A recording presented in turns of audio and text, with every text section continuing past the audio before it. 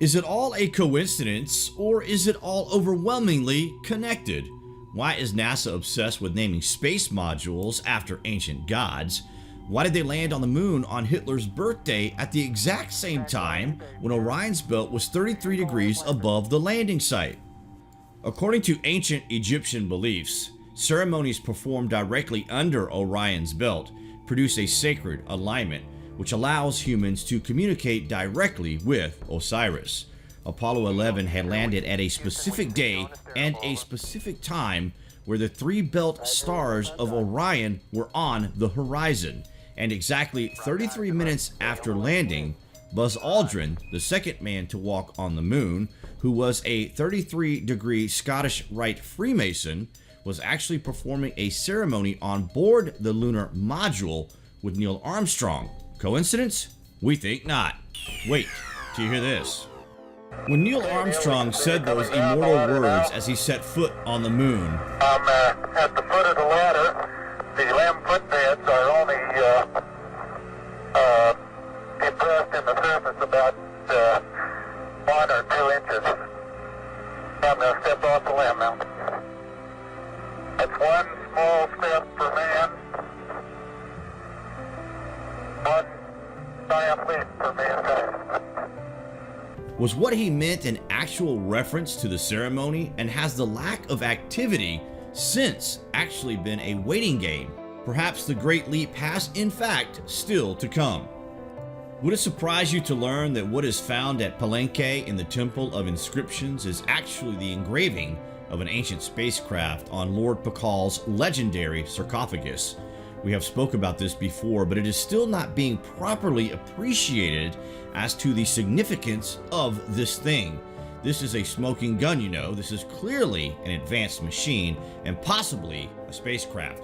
Pakal is leaving the Earth in a chariot in this depiction. If you consider the standing stones and obelisk all over the planet and the connection to ancient energy sources and astronomical alignments, and then consider that on the moon of Mars there is something similar on tiny moon Phobos, then consider that these are there to draw energy like pylons. They are ancient energy sources from a grid. In Heliopolis, there was once around 48 huge obelisks that have since been moved to cities all around the world. Why? Well, because they tried to harness the energy across great distances, just like what was achieved in the ancient past. One of these ancient monuments is found at St. Peter's Square, which ironically is not a square but a circle, and the circle represents a symbol for the Anunnaki. The ancient monuments are examples of advanced technology. In ancient texts, it is documented that the massive stones at Baalbek were actually landing and launch pads for spacecraft. Not the Roman structures we see today, but the enormous stone blocks of the foundations that are of impossible proportion by today's standards. The ruins that we consider impossible are the ruins of the gods, a time on Earth which is considered the golden period by the Greeks. The gods, however, were very real. They were the operators of these advanced constructions, and the activity in which was witnessed propelled these beings to immortal status that we still speak about to this day. It's not myth. It happened, and the ancient places all over the earth are backed up with documentation, many different styles of text covering hundreds of thousands of pieces worldwide. It is obvious when closely considered, this massively outweighs any other scenario. It's a similar case at Pumapunku, where there are gigantic blocks with some weighing over 800 tons. Who made this place? Well, it is foretold it was gods, the same gods who descended to the earth from space. Sites like this are not scarce across our planet if you consider what a holy place is and its relation to why it is holy. Then you could be forgiven for making the connection of advanced beings that inhabited this earth in the distant past and eventually left this planet and took their equipment with them. It's crazy, but it's true, guys. What these places could have been is both space stations and mission control centers in what we refer to as the ancient space program. Pumapunku was the control center and Baalbek was a landing pad. Look at the gigantic hole in the ground at Chichen Itza. The Mayans thought this was a reservoir for fresh water, but this anomalous hole in the ground that was used for many purposes by this civilization looks more like a deliberately cut hole. For what purpose? To launch massive objects into outer space, of course. Would it surprise you to learn that ruins from previous NASA space programs closely match these ancient sites? If NASA were copying ancient knowledge and technology and we could prove it, then surely that would be a showstopper, a complete game changer, right? One of the true enigmas of the region of Teotihuacan is the liquid mercury that is known to exist underneath the monumental structure. Mercury is of course a conductor in electrical components and obviously essential in the fabrication of aerospace materials.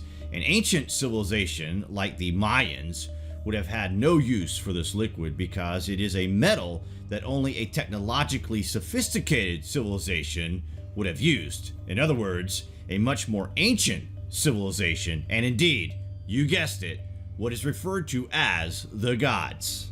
Here's the thing about mercury. If you put it into a vortex, spin and electrolyze it, what you get is the result of anti-gravitational technology, just like the Giza Plateau. We don't know who built Teotihuacan, when, or for what reason.